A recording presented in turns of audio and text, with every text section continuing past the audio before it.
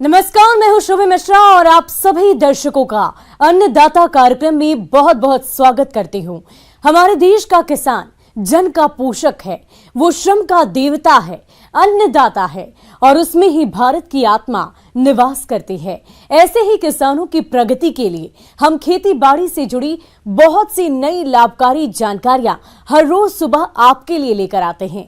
तो चलिए कार्यक्रम शुरू करने से पहले देखते हैं क्या है आज के अन्नदाता में खास। नींबू की उन्नत किस्में और रोपाई तकनीक पर जानकारी।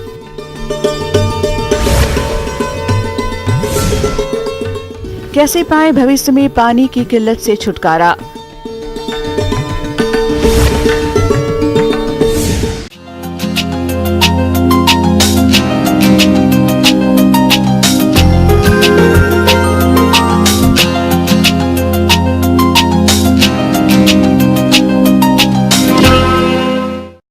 बरसात आते ही प्रदेश के कई किसान फलों के नए बाग स्थापित करते हैं। इसी के तहत आज हम बात कर रहे हैं नींबू की बागवानी की।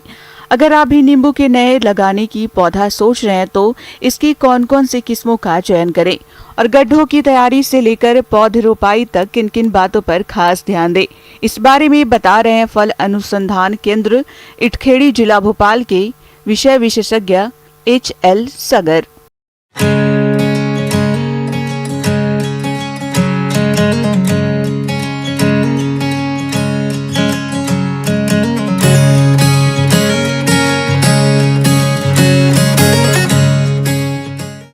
किसान भाइयों, जैसा कि आपको विदित है, इस वर्ष नींबू गरीब की थाली से काफ़ी दूर पहुंच गया था। तो नींबू की फसल किसानों के लिए वरदान सिद्ध हो रही है। अतः आप नींबू के आर्चर्ड लगाने के अगर इच्छुक हैं तो नींबू के आर्चर्ड लगाने के पहले आपको इसकी किस्मों के बारे में सोचना पड़ेगा। नींबू में कई प्रकार की किस्में हैं। इनमें साई सरबती है, बारहमासी है, प्रमालिनी है, PKM1 है, विक्रम है, चक्रधर है। परंतु इनमें सबसे अच्छी किस्म कागजी नींबू की है। इसको ज़्यादा पसंद करती हैं क्योंकि इसका छिलका पतला होने के कारण तथा इसमें रस की मात्रा ज़्यादा होने के कारण ये हर गृहिणी की पसंद है और हर घर में इसका उपयोग किया जाता है। तो लगाने के पूर्व आप वैरायटियों का चयन सोच समझ के करें ताकि हमारा प्रॉफिट का जो स्तर है वो ऊंचा बना रहे और हमें अधिक से अधिक इससे फायदा प्राप्त हो। फलदार पौधों के वृक्ष काफी लंबे समय बाद फल देते हैं। ऐसे में अच्छी किस्मों के पौध ही लगाना चाहिए। पौधों की खरीदी करते समय ध्यान रखें कि पौधा स्वस्थ हो। पौधों को हमेशा विश्वसनीय संस्थान या नर्सरी से ही खरीदें। की बागवानी कम उपजाऊ और लवणीय परिस्थितियों में भी बहुत कम देखभाल द्वारा आसानी से की जा सकती है, लेकिन इसकी खेती के लिए सबसे अच्छी दोमट मिट्टी होती है जिसका pH मान 5 से 7 के मध्य होता है। गड्ढों की खुदाई, जहाँ तक गड्ढों की खुदाई का तात्पर्य है, नींबू के लिए 2 बाई 2 बाई 2 अर्थात 2 फीट गहरा, 2 फीट लंबा और 2 फीट चौड़ा नींबू के लिए गड्ढे की खुदाई हमें करना पड़ती है। गड्ढों की खुदाई अगर आप ग्रीष्म ऋतु में कर रहे हैं तो कम से कम 15 दिनों की धूप उन गड्ढों में लगा दें। धूप लगाने से क्या होगा कि जो भी हानिकारक जर्म्स, कीट वगैरह ज़मीन में हैं वो गर्मी के कारण नष्ट हो जाएंगे। उसके उपरांत आप गड्ढे की भराई का कार्य कर सकते हैं। और गड्ढे की ऊपर की जो मिट्टी निकलती है उसमें हम कम से कम 10 किलो गोबर की खाद का मिलाएं उसमें और ऊपर की मिट्टी को गड्ढे में नीचे भरें और नीचे की मिट्टी को ऊपर कर दें। तो इससे क्या होगा कि जब नींबू की जड़ें नीचे जाएंगी तो उनको करीबन 3 साल तक वो गोबर की खाद के रूप में पोषक तत्व इसको मिलते रहेंगे और पौधे की बढ़वार काफ़ी अच्छी होगी। चाहे तो ट्राइकोडर्मा विरिडी या बाविस्टिन भी डाल सकते हैं। और गड्ढे की भराई करने के पश्चात उस गड्ढे में एक आप खूंटी लगा दें जिससे आपको पहचान रहे कि यहाँ हमारा गड्ढा का बीच सेंटर है। खेती के लिए पौधारोपण का मुख्य समय जुलाई से अगस्त तक है, पर जिन स्थानों में सिंचाई की सुविधा हो वहां पर पौधे फरवरी से मार्च में भी लगाए जा सकते हैं। गड्ढे की भराई के 15 दिन बाद पौधों की रोपाई करना चाहिए। पौध को रोपते समय चिन्हित किए गए गड्ढों के मध्य में पौधों की पिंडी के हिसाब से छोटा गड्ढा खोदें। नींबू के लिए विशेष रूप से हम 15 बाई 15 फीट का इस्तेमाल करते हैं, चाहे वो पौधे से पौधे की दूरी हो या लाइन से लाइन की दूरी है, दोनों को हम 15 बाई 15 फीट पे लगाकर उत्तम प्रकार का नींबू का बगीचा तैयार कर सकते हैं। और लगाते समय ये सावधानी रखें कि जब थैली को आप काट रहे हैं तो बड़ी सावधानी से ब्लेड की सहायता से उस थैली को, पॉलीथीन को काट कर पिंडी से अलग कर दें। और ध्यान रहे कि जो पौधे की पिंडी है उसको किसी प्रकार का नुकसान ना हो, वो फूटे ना, मिट्टी ना झड़े, जड़ें उसकी उजागर ना हो। उसके पश्चात उस पिंडी को आप जो गड्ढे का मेन सेंटर है जहाँ खूंटी लगी हुई थी वहाँ पे उस पिंडी को लगा दें और पैर से चारों तरफ से अच्छे से उसकी दवाई कर दें, जिससे कि हवा ज़्यादा मात्रा में गड्ढे के अंदर जड़ों के पास ना जा पाए। और उसके तुरंत बाद अगर बारिश हो रही है तब तो कोई बात नहीं, और बारिश अगर नहीं हो रही है तो सिंचाई करके उस पौधे को पानी की पर्याप्त मात्रा दें। इसके बाद जब पौधा हमारा लग चुका होता है तो उसके बाद भी हमें इसमें काफ़ी देखरेख की आवश्यकता होती है। वर्षा ऋतु में जब हम देखें कि इसमें खरपतवार आ गए हैं तो समय समय पर गुड़ाई करके खुरपी की सहायता से, फावड़े की सहायता से या गेंती की सहायता से इसकी गुड़ाई करके खरपतवारों का नियंत्रण कर दें। और जब तक कि हमारा पौधा 4-5 साल का ना हो जाए उस समय तक इसमें जो नीचे से जो शाखाएं निकलती हैं उनकी कटिंग छटिंग भी ठीक प्रकार से करते रहें और पौधे की कैनोपी को एक अच्छी प्रकार का हम बना दें ताकि भविष्य में पौधा हमें अच्छे प्रकार के फल दे सके और पौधा अवांछनीय तरीके से उसकी बढ़वार ना हो। इसलिए कटिंग छटिंग भी इसमें काफ़ी नितांत आवश्यक हो जाती है। किसान भाइयों, अब लेते हैं एक छोटा सा ब्रेक।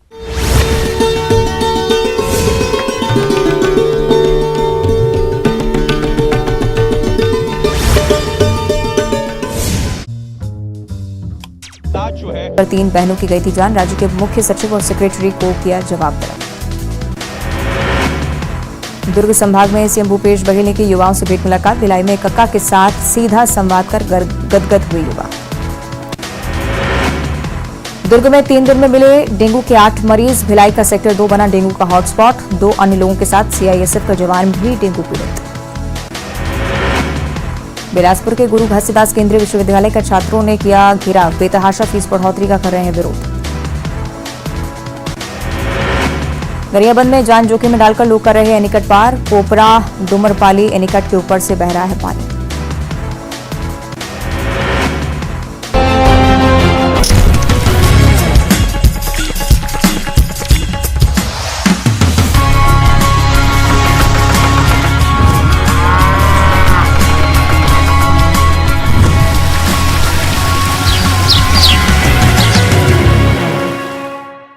और ब्रेक के बाद आप सभी दर्शकों का अन्नदाता में एक बार फिर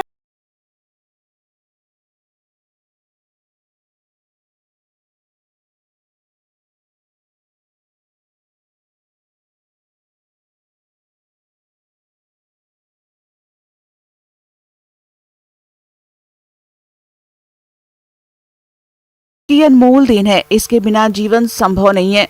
और जैसा कि बारिश का दौर चल रहा है, ऐसे में बारिश का पानी यूं ही इधर उधर बहकर नदी नालों में चला जाता है, जो किसी काम में नहीं आता है। यदि किसान भाइयों आप इस बारिश के पानी को व्यर्थ बहने से रोककर संग्रहण करें तो भविष्य में होने वाली पानी की किल्लत को दूर कर सकते हैं। तो आप किस प्रकार से करें वर्षा जल का संग्रहण, आइए जानते हैं विषय विशेषज्ञ डॉक्टर सत्येंद्र कुमार से।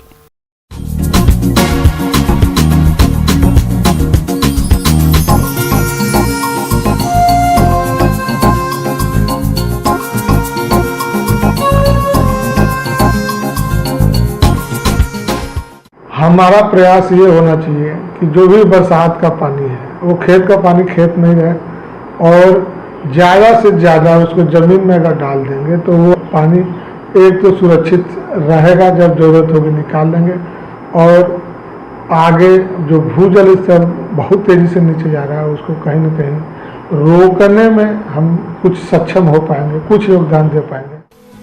आज दुनिया में पानी का उपयोग हर कृषि और व्यापार के क्षेत्र में अत्यधिक होने लगा है। जितना जल भूमि से निकाला जा रहा है उसका पुनर्भरण नहीं हो रहा है, जिससे पानी की समस्या बढ़ती जा रही है।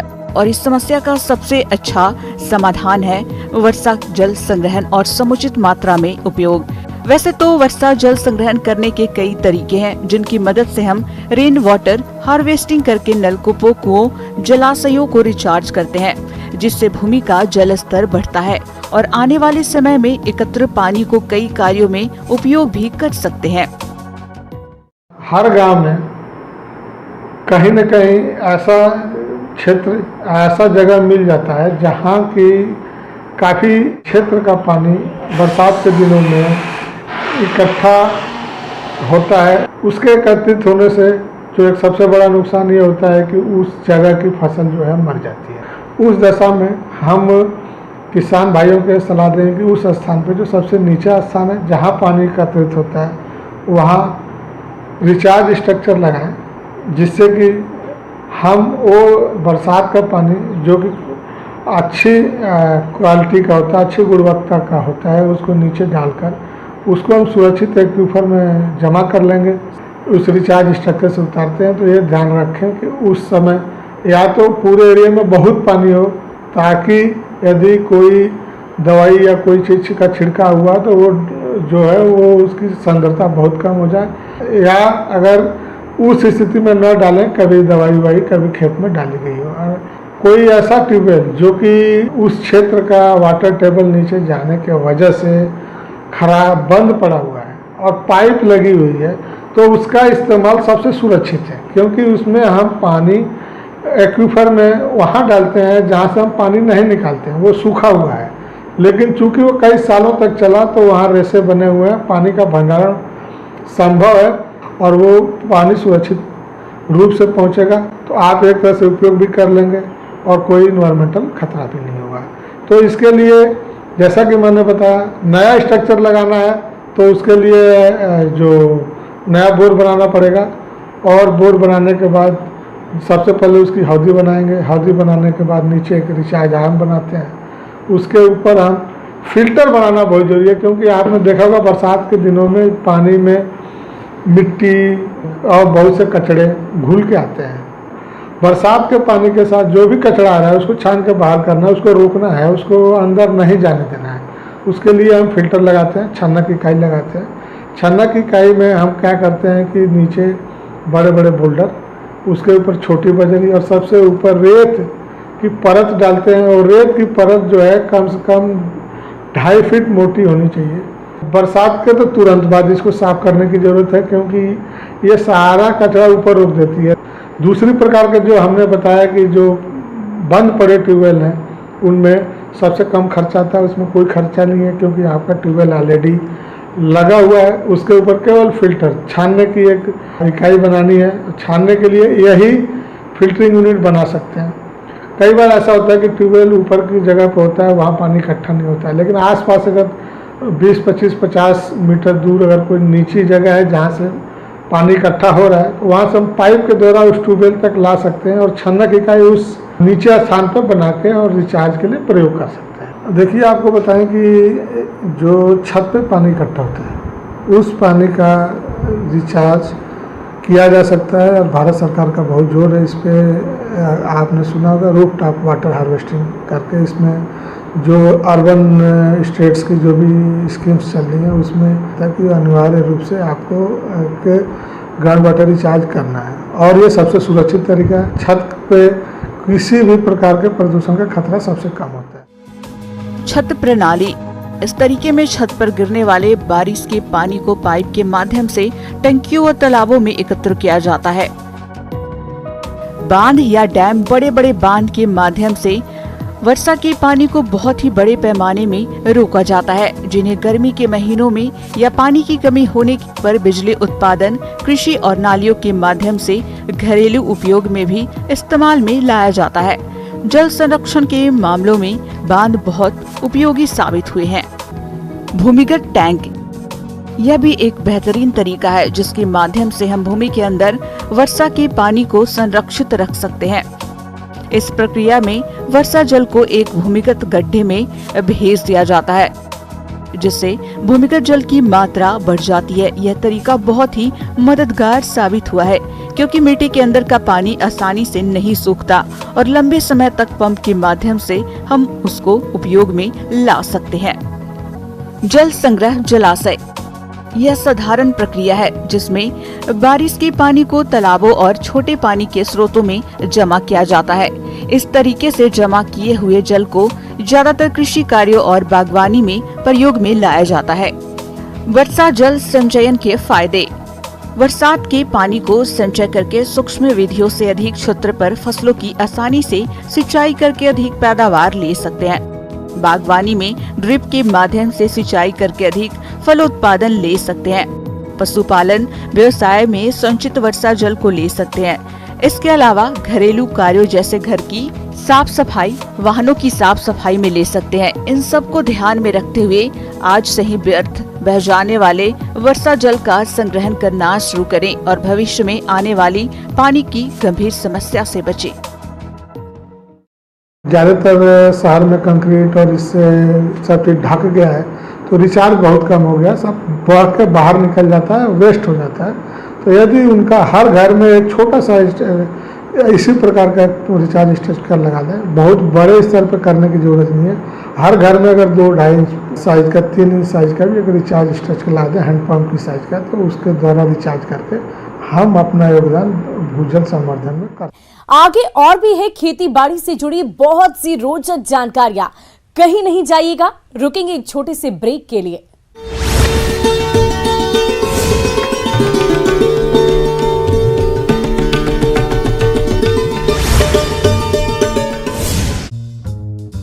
चोरी का खुलासा। सोने मकान से 28 तोला सोना, 4 लाख रुपए के एतबार। पुलिस ने 5 अंतर्राज्यीय चोरों को किया गिरफ्तार। सूरजपुर में स्कूली छात्रों का प्रदर्शन। छात्रों ने किया जीएम ऑफिस का घेराव। स्कूल जाने के लिए कर रहे हैं बस की मांग। रायगढ़ में ट्रेलर ने बाइक को मारी टक्कर। हादसे में एक की मौत, एक घायल। कोतवाली थाना क्षेत्र के गिरवानी में हादसा। ऑनलाइन सट्टे के खिलाफ बिलासपुर पुलिस की बड़ी कार्रवाई। पुलिस ने 4 आरोपियों को किया गिरफ्तार। 1.5 लाख रुपए के साथ कई मोबाइल जब्त। एनडीए सांसदों के साथ तीसरी बैठक में पीएम मोदी का नीतीश पर निशाना। बोले, एनडीए की मजबूती के लिए हमने दी कुर्बानी। बैठक में बिहार और दिल्ली समेत कई राज्यों के एनडीए सांसद शामिल। निवेशकों के चेहरे पर लौटी मुस्कान। गृहमंत्री अमित शाह ने सहारा रिफंड पोर्टल से राशि के ट्रांसफर, खातों में पहुंचे पैसे। राहुल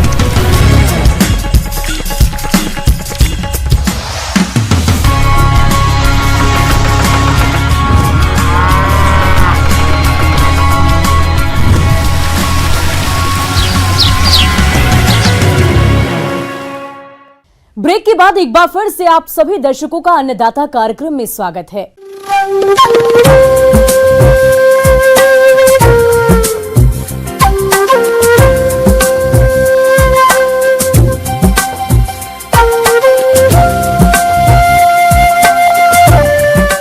मौसम विभाग की रिपोर्ट पर साप्ताहिक कृषि सलाह कुछ इस प्रकार है।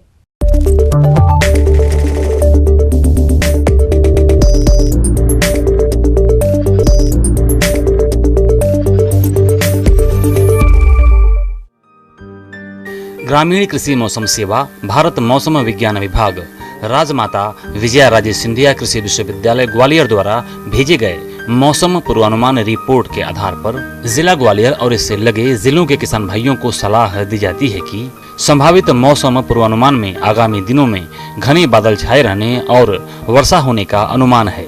वह अधिकतम तापमान 29 से 35 व न्यूनतम तापमान 23 से 24 डिग्री सेल्सियस रहने और हवा लगभग 17 से 20 किलोमीटर प्रति घंटा की औसत गति से मुख्यतः पश्चिम दक्षिण व पश्चिम उत्तर दिशा से बहने का अनुमान है। ऐसे में इन क्षेत्रों के किसान भाइयों को सलाह दी जाती है कि संभावित मौसम को देखते हुए फसलों और सब्जियों में अतिरिक्त वर्षा जल को निकालने की व्यवस्था करें। संभावित मौसम को देखते हुए इस समय फसलों व सब्जियों में कीट रोग नियंत्रण के लिए दवाओं के स्प्रे व उर्वरकों को अभी मौसम साफ होने तक स्थगित करें। बाजरा की फसल में चौड़ी पत्ती व संकरी पत्ती वाले खरपतवारों के नियंत्रण के लिए 2,4-D साथ में एट्राजिन दवा की क्रमशः 250 और 500 ग्राम मात्रा 500 से 600 लीटर पानी में घोल बनाकर मौसम साफ होने पर छिड़काव करें। धान की फसल की रोपाई के 20 से 25 दिन बाद खरपतवार नियंत्रण के लिए बिस्पायरी बैग सोडियम 250 ग्राम दवा 500 से 600 लीटर पानी में घोल बनाकर छिड़काव करें। सोयाबीन की फसल में इस समय खरपतवार नियंत्रण करें। खरपतवार नियंत्रण के लिए जब फसल 20 से 25 दिन की अवस्था की हो जाए तब इमेजाथाइपर 1 लीटर दवा 500 से 600 लीटर पानी में घोल बनाकर मौसम साफ होने पर छिड़काव करें। खरीफ मूंग और उर्द में अतिरिक्त वर्षा जल निकास की व्यवस्था करें और साफ मौसम होने पर खरपतवार नियंत्रण करें। संभावित मौसम को देखते हुए इस समय अरहर की फसल में जल निकास की व्यवस्था करें। टमाटर की फसल में रस चूसक कीट यानी थ्रिप्स के नियंत्रण के लिए थायोमेथाक्साम 0.35 ग्राम मात्रा प्रति लीटर पानी के हिसाब से घोल बनाकर मौसम साफ होने पर छिड़काव करें। बैंगन, टमाटर, मिर्च व खरीफ प्याज की बतर आने पर खरपतवार नियंत्रण करें व कीट व्याधि की सतत निगरानी करते रहें। अगेती फूल गोभी में डायमंड बैक माथ कीट के नियंत्रण के लिए जैविक फफूंदनाशक विवेरिया बैसियाना 2 ग्राम प्रति लीटर पानी की दर से घोलकर मौसम साफ होने पर छिड़काव करें। भिंडी की फसल में तना व फल छेदक इल्ली की रोकथाम के लिए स्पाइनोसेड 250 ग्राम दवा 500 से 600 लीटर पानी में घोल बनाकर 10-10 दिन के अंतराल पर 2 से 3 मौसम साफ होने पर छिड़काव करें। संभावित मौसम पूर्वानुमान को देखते हुए फलदार पौधे लगाने के लिए तैयार किए गए गड्ढों में आम, अमरूद, नींबू आदि के पौधों की रोपाई करें और अतिरिक्त वर्षा जल भराव न हो सके इसके लिए जल निकास की व्यवस्था करें। इस समय पशुओं को रोगों से बचाने के लिए पशुशाला को सूखा व साफ रखें व मक्खियों से बचाव के लिए पशुशाला के फर्श पर नियमित सफाई के बाद फिनाइल का छिड़काव करें। इस समय गाभिन भैंसों और गायों को परजीवियों से बचाव के लिए डिवर्मिंग यानी पेट के कीड़ों को मारने की दवा फेल्मेंडाजोल 1 ग्राम दवा 100 किलोग्राम शरीर भार की दर से खिलाएं।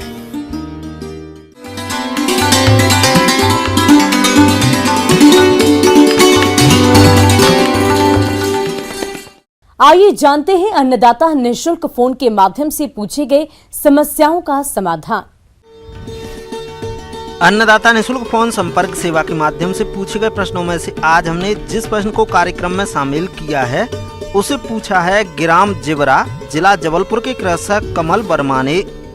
ये हल्दी की फसल में किए जाने वाले जरूरी कार्यों के बारे में जानकारी चाहते हैं। तो कमल वर्मा जी, आपकी जानकारी के लिए प्रस्तुत है कार्यक्रम का ये अंश। में निकाय गुराई का समय आ गया है क्योंकि हल्दी किसान भाई आप लोग मई महीना में ही लगा चुके होंगे। अभी आप हल्दी में घास आ गया होगा जिसे कि निकाय गुराई करना बहुत ज़रूरी है। हल्दी की अच्छी फसल होने के लिए 2-3 निराई करना आवश्यक हो जाता है। पहली निराई बुआई के 80 से 90 दिनों के बाद तथा दूसरी निराई इसके 1 माह बाद करना चाहिए।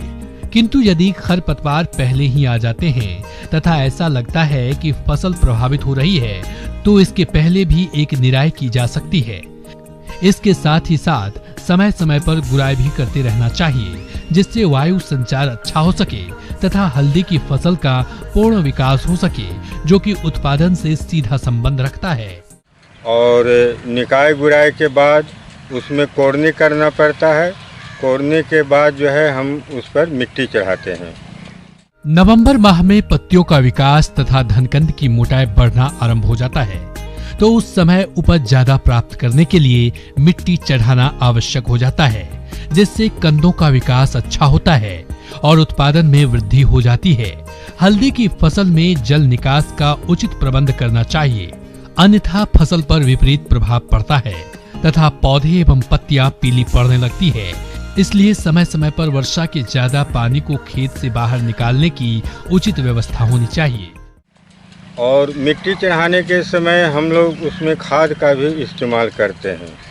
तो बुआई के समय आप लोग नाइट्रोजन दिए होंगे।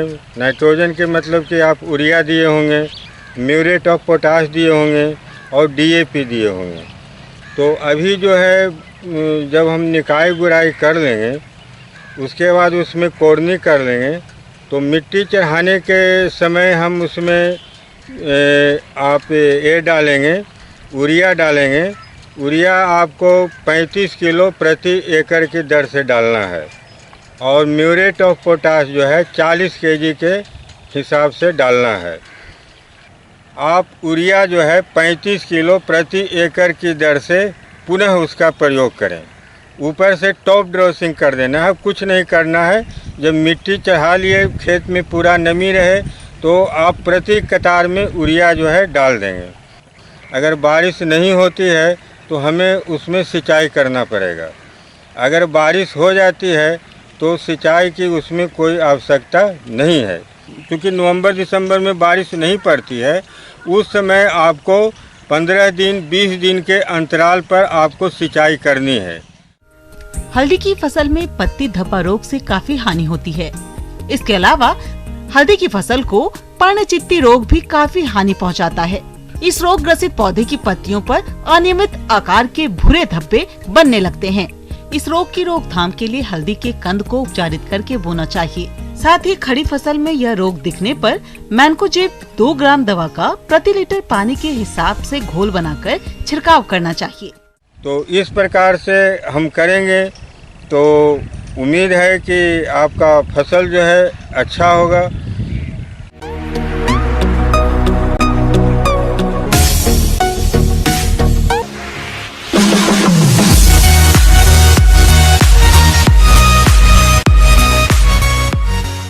और एक नजर डालते हैं राज्य की कुछ मंडियों के प्रमुख फसलों के बाजार भाव पर।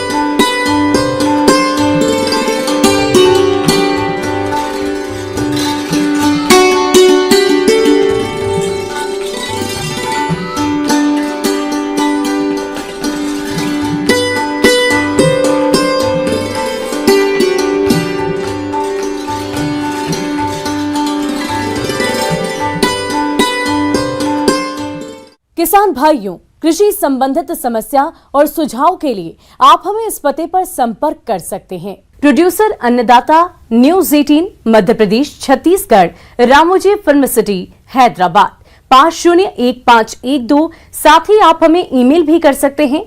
हमारा ईमेल है p18annadatamp@nw18.com। इसके अतिरिक्त आप हमें निःशुल्क हेल्पलाइन नंबर 180088926163 पर सोमवार से लेकर शनिवार सुबह 10 बजे से शाम 4 बजे के बीच संपर्क कर सकते हैं। और अब समय हो रहा है आपसे विदा लेने का। कल फिर होगी मुलाकात कृषि से जुड़ी महत्वपूर्ण जानकारियों के साथ। नमस्कार।